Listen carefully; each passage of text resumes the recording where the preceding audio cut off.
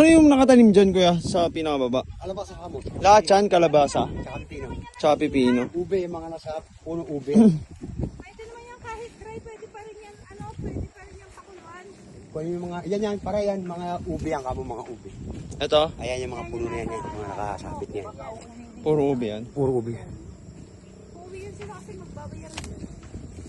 Si Ani, hindi ata. Babayaran nila itong December.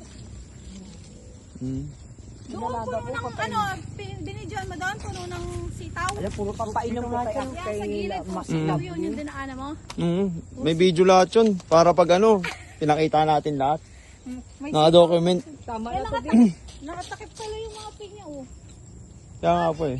Ginatnat ng ano. Tingnan mo. To sayang nga, ginatnat ng ibon, no. Itigil mo na daw yan.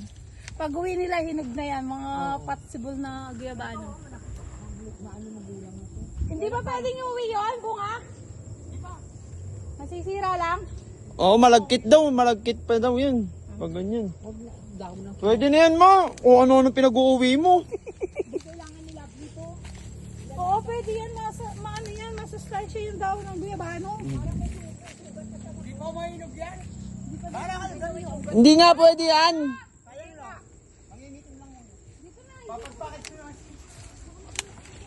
Papapakit siya lang ni Kuya Jason yan. Nag-harvest kasi kalasitaw yung isang linggo eh. Pare to, hindi pa ba ito pwede? Itong malaking pinya na to?